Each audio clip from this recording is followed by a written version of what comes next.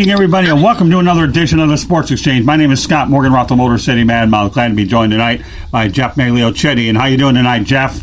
Hey, Scott. It's great to be here. Thanks for having me on the program again. You're very welcome. Glad to have you. All right, Jeff, we got a busy sports weekend, so let's lead it off with the guys that don't need traffic lights, and let's go to NASCAR.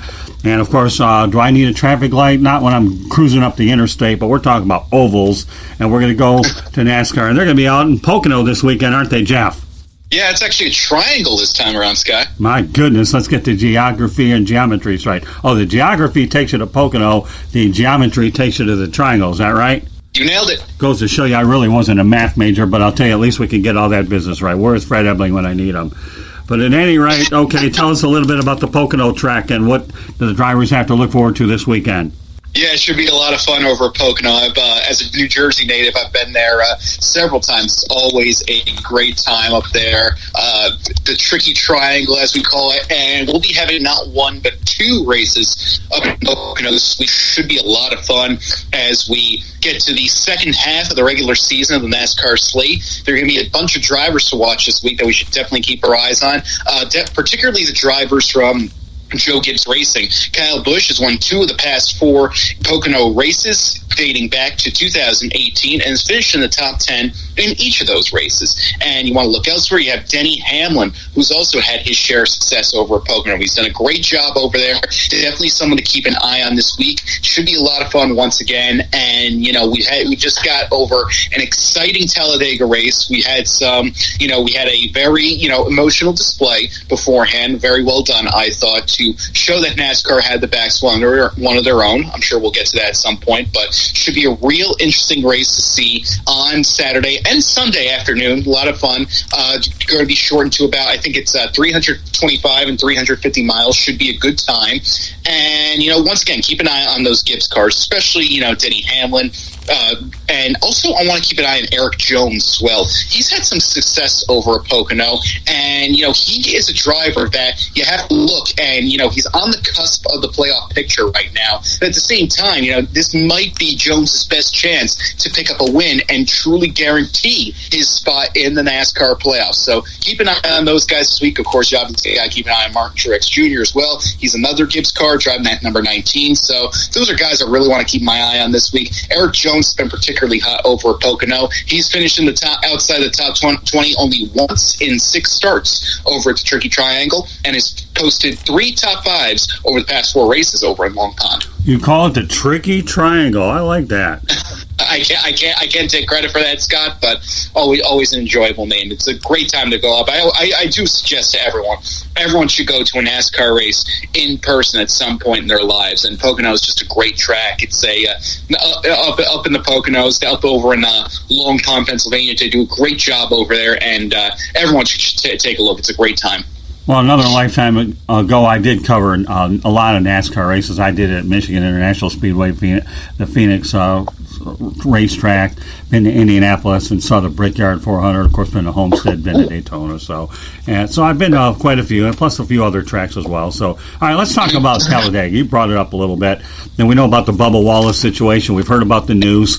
Obviously, a lot was made of it initially, and then as the week went on, then it seemed like, I don't know whether there was an overreaction because of the events going on. So why don't you give me your take on the Noose? No, I don't think it was an overreaction in the slightest, Scott, because we saw that photo that NASCAR released. And you know what? Let's face it, in this day and age, with all the tragedy going on in our nation right now and the things we've seen across it, there have been bodies of African Americans. There are alleged lynchings going on, and you can't be too careful in this day and age. So I don't think that, it was an overreaction in the slightest. NASCAR was right to call in the investigation and to truly look out for this. NASCAR themselves made it apparent over the past week or so. They basically said that one of our drivers was in danger, and it was a crime that it was determined not to be a hate crime, but at the same time, it was something that was, determined to be threatening. And I heard a lot of people saying things along the lines of, that pre-race display means nothing now, so ridiculous, yada, yada, yada. I don't think that's the case in the slightest. I think, on the other hand, that display means even more now because, the pre-race display we saw on Monday afternoon at Talladega where they pushed the number 43 Chevrolet to the front. They stood behind Bubba during the invocation and the national anthem. And I think that, that was a very good sign for NASCAR in the sense that it sent a message. And I think our race winner, Ryan Blaney, who's a close friend of Bubba Wallace, said it best. He said, you mess with one of us, you mess with all of us. You run afoul of Bubba, you run afoul of me. That was his exact quote. And I thought it was a very good symbolic display on NASCAR's part to basically, at the mere thought of a threat, that NASCAR rose up and had the back of one of their drivers, especially one who has been, very outspoken in these times and been someone who's been trying to advocate for change at this point in time. So I thought that was a very nice symbolic gesture. So good on NASCAR's part. I think the lone flaw in this process so far was basically coming out and putting out a statement prior to the FBI's investigation being completed. That was the lone flaw, and it's going to expose Bubba Wallace, I feel like, to some unnecessary hatred at this point in time. People are going to continue to call it a hoax, even as NASCAR's flat out said that exonerated Bubba and the number 43 team so many times that they said they had nothing to do with this. And unfortunately, some people aren't going to get that message. So I don't think it was an overreaction the slightest. And Monday's pre-race display loses no luster, in my opinion. Well, in my opinion, initially it might have been a little bit, until President Steve Phelps did a good job clarifying it. And yeah, there's nothing wrong with getting the FBI and making sure that these things don't happen. And it also puts a lot of people on notice too that, we're really watching this thing as much as we are. So initially, maybe Steve Phelps could have worded it a little differently, which obviously got a lot of people going. But in the end, I think it was handled much better, as you just stated. So we'll go. You're right about. If I could add just a little more. Yeah, sure. Go ahead.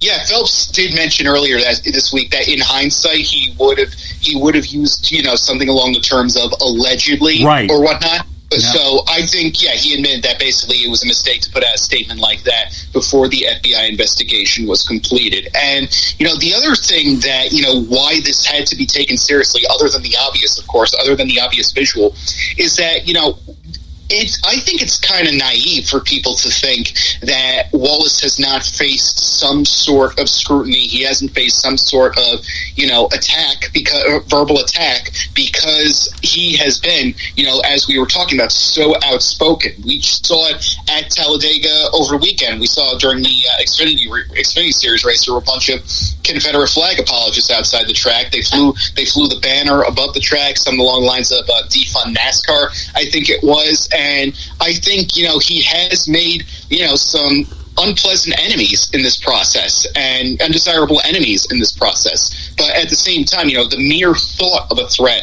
everyone rose to the occasion for him, including NASCAR's front office, who came out and, brought the FBI into this to make sure it was not indeed a hate crime. And, we've gone through the process now. I think it's just basically time the messages at this point. Let's all be better at this point right now. Yeah, and I think when I connect the dots, allegedly versus overreaction is where I draw the line here in terms of connecting the two. And that's where, as far as I'll go with it on that subject. But, hopefully, obviously, NASCAR's taking the right steps. But I'm going to go back to what I said before, and I'll say it again, okay? Until there are more African-American drivers, and you've heard me say it, Geoff, on multiple occasions, I think NASCAR is doing great, but they've got a lot more. They have a long ways to go until I'm convinced that they're all in on this thing. But, yeah, you're right, based on the other things we talked about. All right. So I think, we were talking about in a previous time I came on, we were talking about the Drive for Diversity program, and you're right. And to speak a little bit about the Drive for Diversity program, we were talking to Eric Almirola, who finished third on Monday, and he, of course, is an alum of the Drive for Diversity program, or at least its immediate predecessor, which was set up at Joe Gibbs Racing. Right. And he of course, is a Cuban American, and his father was from Cuba, came to America in 1966. He said, and he talked about how proud he was that he said that NASCAR has always been, quote, an all-American thing, and he said that America's changed over the years, and he said it's great that we can get all kinds of Americans into the track, whether it's as a driver, whether it's in the stands. We saw Bubba greet some African American fans at the end of Monday's race, and he talked about how great a sight that was to see. And Eric said that he was proud to see that there's more fans, more fans, more crew members, and even we've seen some small progress in ownership. Of course, Brad Daugherty, former NBA star, former North Carolina star, he owns 2 cars, JTG Daugherty Racing, the 37 Ryan Priest, the 47 Ricky Stenhouse Jr., which finished second on Monday. So, he was proud to talk about the Drive for Diversity program, but it's like we talking about a couple weeks ago on your show that it's not a sprint at this point. This isn't like winning a stage or whatnot. It's more akin to the Coca-Cola 600. We got a long way to go, but I think the progress we made thus far is certainly very encouraging. All right, well, we're going to go from the tricky triangle to that sport played on a rectangle that spans 100 yards at least from end to end, called football. And the Hall of Fame game was canceled, as well as the Hall of Fame induction ceremonies. Will this be more to come? I know you have you're very outspoken about whether the preseason will be there, let alone the season. So why don't you go ahead and take a ride with this one as we continue the geometry theme tonight? Yeah, I mentioned, I wrote earlier this week on EmpireSportsMedia.com, where I serve as one of the biggest New York Jets contributors. And I talked about that, I was talking about how an NFL preseason, how a shortened preseason, while it's been talked about for some time, could end up, hurting a team like the Jets. And in terms of what the NFL has done now, they have been the league that has, almost been, it'd be crass almost to call it immune to the current health crisis right now, but the NFL has been doing what they can to operate business as usual. And, we haven't obviously been able to have minicamp at this point, but we see some of the players are starting to meet on their own and work out. We saw Sam Darnold, he was working in California, and then he went to Florida to work out with his teammates down there a little bit. We saw Tom Brady, he was quoting FDR saying, "We have nothing to fear but fear itself," and was practicing with his new Tampa Bay Buccaneer teammates. So I think that, the cancellation of the Hall of Fame game, it was a small slice of reality coming to hit the NFL. Is it to say, this health crisis won't be fully solved by the time we get to September? And we saw Malcolm Jenkins go on CNN earlier this week, and he basically said the NFL is a non-essential business and that he doesn't want to come back to the field until, there are some great assurances that there will be no health issues out there, that everything will be fine out there. And this could go either one or two ways. This could be either the first domino tipped by the hand of coronavirus, or it could be simply, something to buy the NFL some time a little bit. Now the Hall of Fame game participants, they don't. The Pittsburgh Steelers and the Dallas Cowboys, they don't have to report to training camp a week earlier. They can bide their time a little bit, get there, and go at their pace and partake in what could potentially be a shortened preseason, which, let's face it, is something we've been talking about for years upon years now. I enjoy the NFL preseason. It's a sports guilty pleasure of mine, frankly. And I really enjoy, seeing, these guys fight to make the team. I enjoy seeing, positional battles are won and lost. I enjoy seeing, the guys good in college come back in, the undrafted free agents trying to make the team, et cetera, et cetera. But I can certainly understand why the preseason has been a topic of discussion. Even when things are going, perfectly well, we still see people saying, like, let's get rid of the preseason at this point, or at the very least shorten it. And I can certainly see that. We've seen many an injury take out some key players. There was Michael Vick in 2003, Osi Manure in 2008. The Jets just experienced it last year when Avery Williamson was lost in the game, preseason game with the Atlanta Falcons. So I think that this could be the catalyst behind shortening the preseason at the very least. And it's too early to tell. I don't really like to, when dealing with this crisis, I don't like to really declare everything. Look, I'd love to be able to say, I've always seen myself as a bit of an optimist, glass half full, always look at the bright side of life type of person, Monty Python. But I think that you have to be realistic at times too. So I think there is such a thing as being a bit overly negative. I do see some people say, like, oh, we will have no football season. I think it's way too early to tell on that. Just 2 weeks ago, we were talking about how pleased we were that there be able to be some sort of, we were very optimistic about there being some sort of, bubble for NBA and WNBA teams in Florida, and now suddenly with cases spiking, that doesn't appear to be the case at this point, and there are going to be some reservations. So I think we should play the chips as they come, cross the bridge as we come to it, and right now the NFL, I get what they're trying to do, but they have to be cautious at this point. This is the first sign that this might be a season that is anything but business as usual, and the NFL might have to, change their strategy a bit when it comes to operating this season. Well, I'll tell you this, okay. Number one, you're right on this point where they're definitely buying time by eliminating the first preseason. Now you really want me to show you the age card? Because I really will, because there's I remember once upon a time in the NFL preseason was 6 games, and you're seeing it at 4, okay? And now, again, who knows what we're going to see it this year, item number one. We want to talk about notable injuries that have happened. I could go back to my hometown, Detroit Lions, in 1979. Gary Danielson was injured in the final preseason game against the Baltimore Colts, and the Lions went on. They were, I believe, 2-14, and all they did was land Billy Sims, and they were 9-7. So the Lions ended up going down to their third quarterback, Jeff Comlow, out of Delaware. So I know that you'd have to go ahead and do a little major Googling, okay, for all these guys that I mentioned. So the Delaware Blue Hens are getting a mention here on the Sports Exchange, even if it was way below Jeff's time. So the Delaware Blue Hens rejoice. The Motor City Madmouth is talking about you. So the Delaware Blue Hens. What's that? If I may, a high school football teammate of mine, 2 of them actually, ended up playing Delaware football over there. I actually had to grow up not liking Delaware football so much because I've always been a bit of a fan of Villanova athletics because both of my parents went there. So basically, if not for Villanova, I don't exist. So I have some sort of life debt to the Wildcats. And Villanova Delaware has always been a bit of a big rivalry. So I've always grew kind of accustomed to be, against the Delaware football team. But I do recall some of the names you're talking about in Detroit. Growing up in the metropolitan area, whenever I hear Gary Danielson, I can't help but think of Lawrence Taylor taking some sort of Danielson turnover back for a touchdown on Thanksgiving during the strike-shortened season of 1982. Yeah, I tried to forget about that, but all right, thanks for bringing it up anyways. All right, go ahead.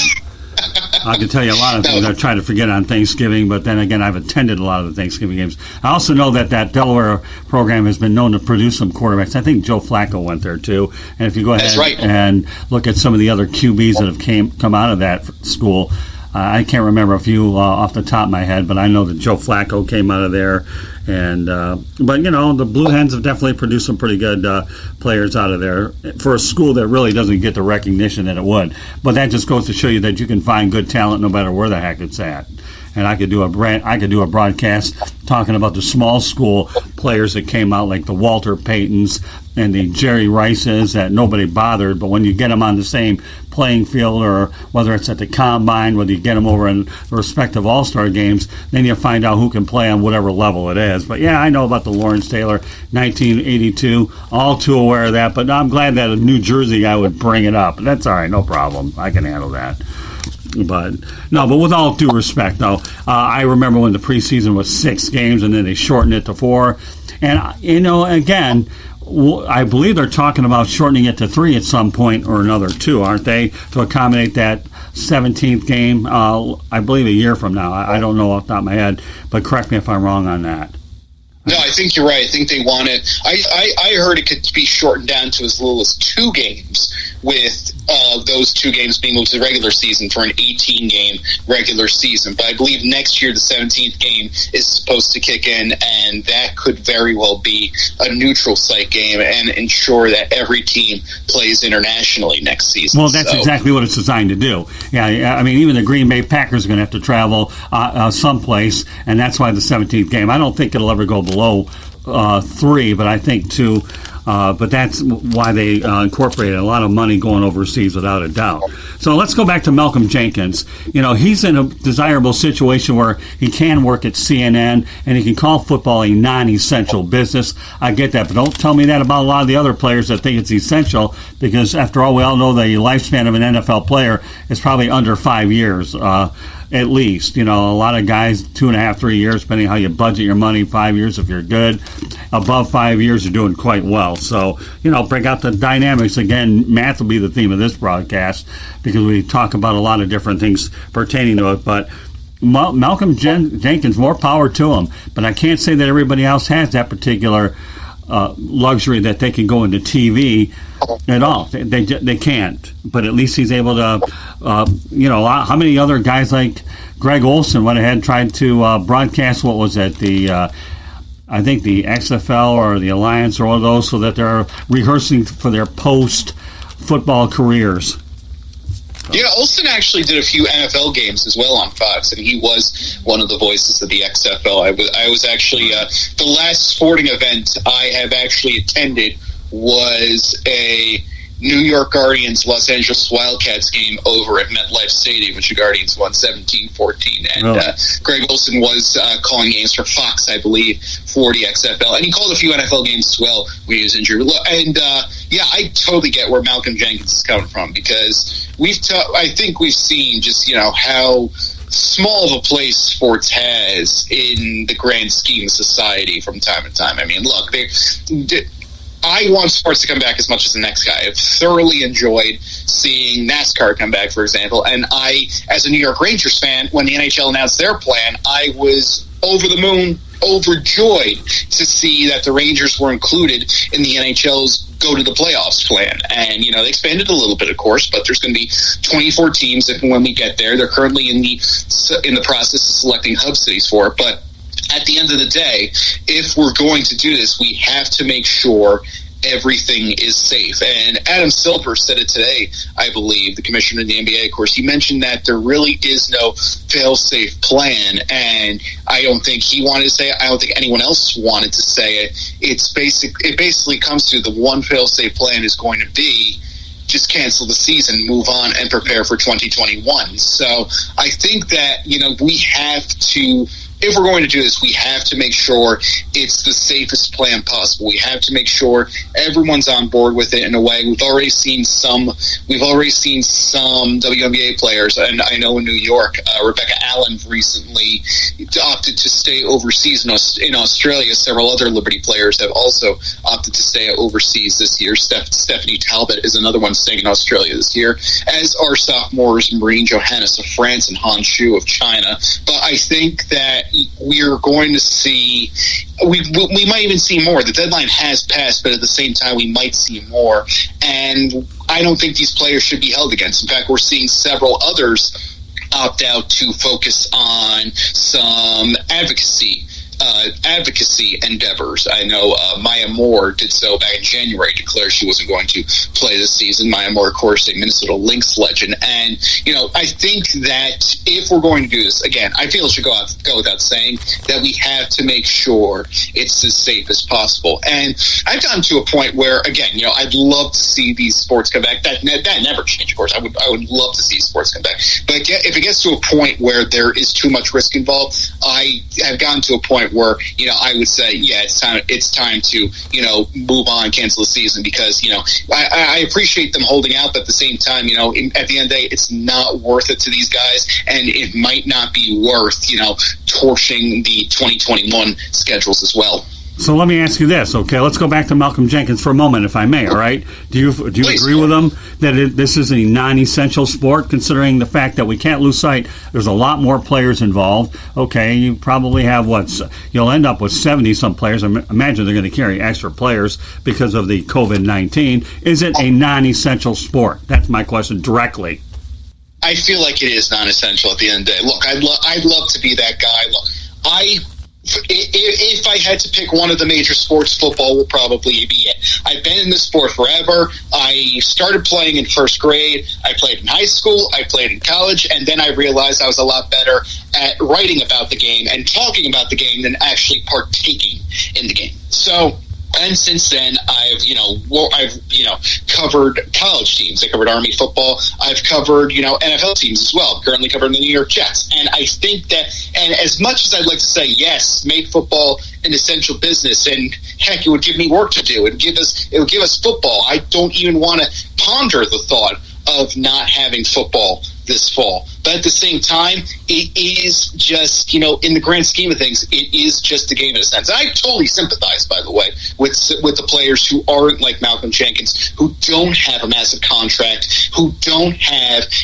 a cable news gig to get back to. I appreciate that 100%. But in the grand scheme of things, this isn't, this shouldn't be at the top of our priorities, I feel. And especially if it's going to, start to take away from tests, from coronavirus tests that could just as well go to, say, the true essential personnel, like doctors and nurses and whatnot, and of course the general public, patients. So I think that at the grand scheme of things, much as I'd love to sit here and tell you and expound on how wonderful football is and how it is an essential business, I think it's a little naive to truly label it on that category. All right, so let me take it to another extreme. We're talking about the pros, right? Ooh. What about college football? Again, we can't lose sight of the fact that these kids are going to school. Okay, they're not getting paid technically outside of the scholarship, and now we have to worry about youngsters, student athletes going. So do you feel that that's also non-essential for the collegiate standpoint? They're going to lose a lot of money. Every university is going to take a hit in the pocketbook. How do you handle college football? Trust, I get that too. Yeah, I agree with that too, and I know it's going to happen. But at the same time, these players, these student athletes, at least right now, I know Florida recently did something where they could get some sort of compensation off their name. I think that these student athletes, who aren't going to see a dime from these benefits, I think that even makes college football a loss, even more of a non-essential business in that sense, because these players aren't going to see a dime from it. And the debate over whether they should get paid or not, that's probably something for another day. But at the same time, the fact that these guys aren't seeing any of that revenue it makes college football even more non-essential than the NFL. And look, I know why schools are desperate to see the season. Heck, I'm desperate to see the season. There's nothing better than spend an entire Saturday watching college football. But if it's going to cost lives, if it's going to cost medical tests, let's examine our priorities here. And unfortunately, I do think we are in, non-essential territory with both, and even more so with college football. All right, so let's dive back in your WNBA pond here. That'll be over at the IMG Academy out in Bradenton. So, again, that's a smaller city, but, of course, IMG Academy, of course, is a well-known place. So, again, do you empathize with the fact that a lot of the ladies would have a hard time, we're talking about caretakers, mothers, and so forth, in a very high-risk situation. Even Bill Lambier said the other day that, you know what? He's all about basketball. It's going to be tough. Well, do you think the WNBA is actually going to get going, or do you think that's one that could fall by the wayside? No, I think it will happen, and again, we are. I'll put it this way with the WNBA. Again, this is something I'd love to see. I feel bad that the season's in question in the first place, if only for the fact that there was so much momentum generated. We had a very exciting five-game finals last year. Television ratings were up. The draft, which was televised in a virtual setting, was the highest-rated draft, I believe, since some point in the early 2000s. I want to say 2003. It was the year Diana Taurasi was drafted. Right. But I think that it's unfortunate, and I think we will see at least some WNBA play this year, but at the same time, I certainly hope there's a backup plan, because when these bubbles were generated, when they were announced at first glance, Florida, of course, was, they seemed to be succeeding in flattening the curve. And unfortunately, that appears not to be the case. It appears they went just a little bit too fast, and Arizona with them, California as well, it appears. And I think that there has to be some sort of backup plan. My idea personally, if I may for a minute here, my idea personally was to do separate hub cities in Las Vegas and Mohegan Sun, where the Aces and the Connecticut Sun play, the latter, of course, in Uncasville. And, I would say do it like East-West style basketball, and almost like Major League Baseball was before interleague play. You play 20 games, you play your conference opponents 4 times each, and you play a 14 playoff, and hopefully if everyone did their part in it, hopefully you could have had some select fans in the arena for the championship come September, come October. But I do think we will see games at some point, but I do think that I certainly hope there is a backup plan, because there's so much hype being generated with the season. We've seen several big free agency moves, and there were several teams, like the rich got richer. I know the Liberty traded Tina Charles over to the Washington Mystics, but in return the Liberty had the number 1 pick, and of course they drafted Sabrina Ionescu, who unfortunately appears won't be able to make her Brooklyn debut this season. I think it stinks that we won't be the WNBA won't be able to fully capitalize on that momentum. So while I think we will get started with the WNBA at some point, I certainly hope there is a backup plan in mind. All right. Well, let's give the men a little time. We've talked about it a little bit, but let's not kid ourselves. The NBA right now is dealing with the Orlando bubble situation, and of course we're in a state. By the way, let me give you some updated numbers. As of Wednesday night, the state of Florida had 13,865 people in Florida that were hospitalized due to COVID-19. Now that number seems to have swelled to over close to 9,000. So, again, you might need a calculator for that one, folks. But are we going to actually see the NBA? Are we going to see the conclusion of the NBA? And will we have a champion later? And then we'll wrap it up. Will there be any sports? Let's focus on that, and then we'll button it up. I think that we will see some NBA. I'm not guaranteeing we'll complete it, but we see the NBA is dedicated to this Florida plan. They're going to try to make the players as comfortable as possible. We've just seen them, boast about the innovations. There's going to be, entertainment. There's going to be services. They're going to allow families into the bubble, and they're going to work with Disney World employees about access to the parks. Hey, I mean, the second, by the way, little side story, the second I heard that they were going to be playing basketball in Florida, the first thing I did was look up hotel fare to Bradenton. I mean, stay in the bubble and go. And where's Disney World? And they just opened a Star Wars theme park. Would have been the assignment of a lifetime. But of course, things didn't pan out that way. The WNBA also announced that there's going to be virtual media settings this year, and of course, as you mentioned, cases have begun to spike down there. So I think that the NBA is dedicated to this plan right now. They're dedicated to the players. Adam Silver is dedicated to see this plan play out into fruition. And we see tonight, as a matter of fact, just over an hour ago, as a matter of fact, the NBA released the schedules for the 22 remaining teams that will be partaking in the bubble proceedings. They announced the remainder of the regular season schedule to start on, I believe, July 30th, I believe. And they're going to start off with a doubleheader, which features a nightcap between the Lakers and Clippers. That game's going to be nationally televised on TNT. So I think that the NBA is married to this plan in a way, and they are the league that has gotten their plans rolled out. Adam Silver did say that a significant number of cases could lead to a stoppage and a quick kibosh on this, but at the same time, he did seem confident, even though they tested 302 players and 16 of them tested positive. That's 5.3%. But at the same time, Silver seemed optimistic because he mentioned that the players who did test positive were not showing symptoms. So, and they didn't appear to be true.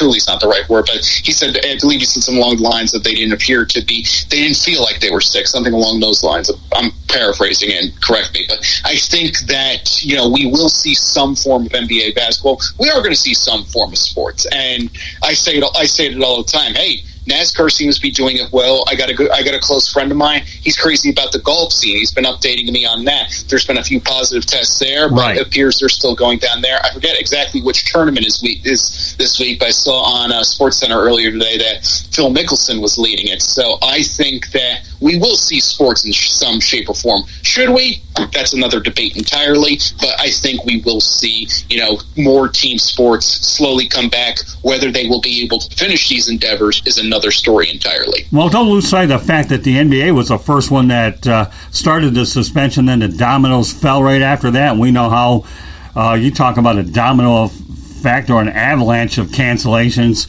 That goes without saying. It makes our job a whole lot more difficult, doesn't it, Geoff, to know that we have to really be able to use our creativity to try to keep it interesting for our listeners and fans out there that follow what we do. So, yeah, do I think there should be sports in 2020? I don't think so, because of the fact that we are seeing the second wave, but nobody's going to stop anybody from trying. Texas has a lot of cases, California here, the state I'm living in Florida, and you don't know where the spikes are going to ultimately go. And I think everything comes down to the fact that most people aren't taking necessary precautions that they need with no mask and so forth. So negligence 101, folks. Where are we going to go is anybody's guess. So, when you put it all in perspective, I think you're right. Will we see a whole lot? I don't know. But, but I think... If I may, Scott? Sure. I think the smartest move, particularly football teams and colleges right now, I don't know how this hasn't been done yet. I don't know how every football team in the country, I don't know how every NFL team and every college football team in the country hasn't put out some form of public service announcement, some form of PSA, which is basically saying, look, folks, if you want football this summer, do this, do this, do this. Like, this is what we have to do. We have to do this as a football this summer. Football this fall, excuse me. If you want to see football this season, we have to do this. We have to wear a mask. We have to play our part. That sort of thing. I think Alabama did actually. They did a little sketch where the mascot Big Al was walking through the team facility without a mask on, and Nick Saban went and got one for him or something along those lines. So I think I'm just shocked that I don't know how every NFL team and every college football team in the nation hasn't done some sort of PSA like that. It would really get things going. It would really get it through people's heads, because that's how you're going to do it. That's how you're going to decide that. Whether that says more about us than it does about the situation itself, again, probably a discussion for another day. But at the same time, I think that is the way you are going to get to people's heads. That is the way you are finally going to channel their empathy in several ways. Yeah, but Geoff, let's just keep things in perspective here. And I know about your public service announcements, and I really completely get it, okay? You've got probably well over 200 schools, so maybe some of them don't exactly know how to do it yet, and everything varies throughout the country between Division 1, 2, 3, or whatever. You know what I mean? So who's to say that this stuff isn't in the works? You follow me? Okay, that probably is, but I think some of them don't know how to do it, or trying to figure it out. We're still in June yet, so we'll see by the time August rolls around if a lot of them are following your lead, if you know where I'm coming from. So, yeah, Nick Saban's certainly going to get more publicity. Go ahead, I'm sorry. No, I said I do. And, maybe not every school, but, if every Power 5 conference, if you put the SEC, do what Alabama did, involve the mascots. If you put every SEC team out there, I think you'd see everyone wearing masks sooner rather than later. Yeah, but I think the thing you have to understand with college, though, and I think everybody's trying to figure it out, will they have fans, will they not have fans? And I think that it's one thing where you have 32 teams, Geoff, okay, 32 teams, yes. 32 markets, but you don't know what states are going to allow it versus which ones. There's so many unknown variables during this unprecedented time that I don't think anybody knows what to do yet. I think they're puzzled and they're mind-boggled about, will some fans be in this state, will some fans, look at Major League Baseball. The city of Illinois may allow 20%, and then there might other ones that don't. So when you talk about variables, you've got a lot of different ones, and that's not to say when you come back on here at some point down the road, when we're scheduled again to do it, that more progress will be made in that area. We probably will. Bear in mind, folks, that today is Friday, June the 26th. So we still have another 4 or 5 weeks to go before a lot of the things that you're suggesting could indeed come to fruition.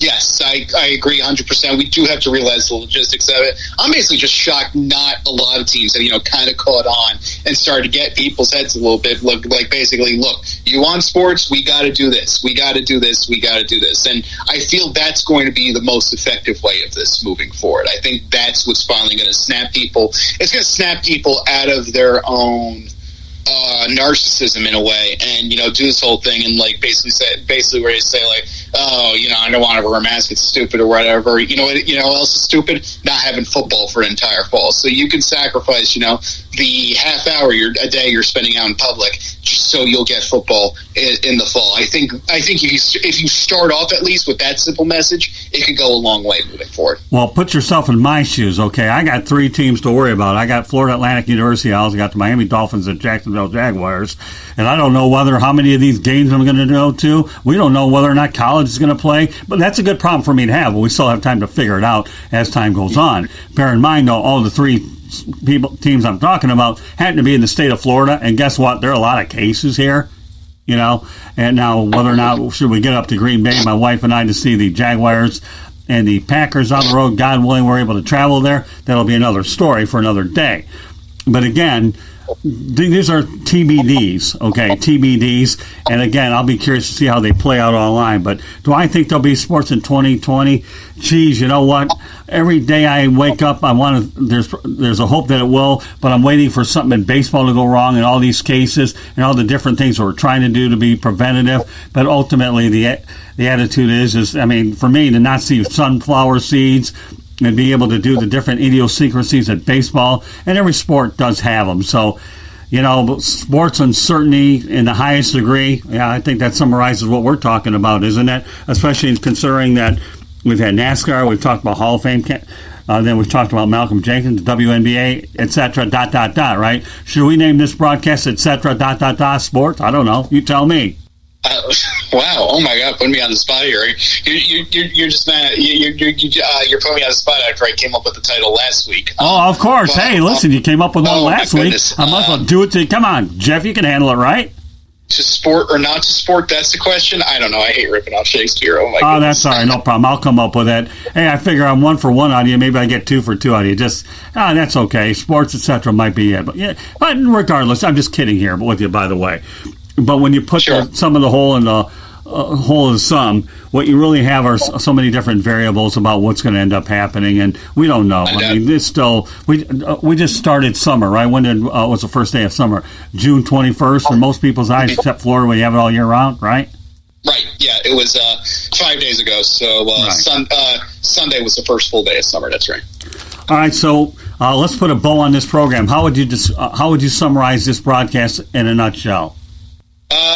Insightful, if I do say so myself. I think we both made our points fairly well. But look, we admit it. We want sports. We want them more than anything. But at the same time, we're realistic, and I think that we can do this. I just think that it's going to take some collaborative efforts. It's going to take some sacrifices on our part. I'm going to try to remain optimistic, and I think that's certainly a theme I think we can mutually agree upon is something that can sustain us moving forward. Excuse me.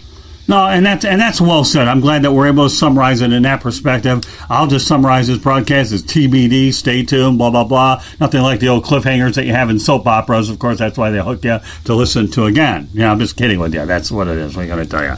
But on that note, Jeff, it's great having you back on the Sports Exchange. Before I let you go, why don't you let everybody know how they can get a hold of you and reach the Big G? Yes, of course. You can follow my work on Empire Sports Media, Winsider. That's my WNBA. That's a WNBA site. Also write for Nets Republic. I recently counted down the top 15 best moments in Vince Carter's New Jersey Nets career. And my primary source is Empire Sports Media. You can follow me over there. You can follow me on Twitter at Geoff J. Mags. That's Geoff, much like the famous toy spokes giraffe of the same name. J, the letter J, Mags at. That's my Twitter, at Geoff J. Mags. And you can also find me on Instagram. It's pretty much the same thing, but no J, at Geoff Mags. Thanks for, Scott, thank you for having me on. Again, as usual, this is really fun, and I can't wait to do it again. Well, we look forward to it. As in terms of our contact information, you can go ahead at Tribune South. Gets it done on Twitter, Facebook, South Florida Tribune, Instagram, South Florida Tribune gets it done. Let's go to the hat trick. Let's talk hockey for my YouTube channel. The website, www.southfloridatribune.com. We have a lot of good content there from not only media distribution partners or columnists, but the broadcast can also be found on www.southfloridatribune.com. Email, you're looking at South Florida Tribune at gmail.com, LinkedIn, Scott Morganroth, and you are listening to the Sports Exchange here on the WSAN network. And you can also find these broadcasts wherever you get your podcasts. So on behalf of the Big G, Geoff, Magliocchetti, my name is Scott Morganroth of Motor City Madmouth, hoping you enjoyed this broadcast tonight, and we'll see you on the next edition of the Sports Exchange. Good night, everybody.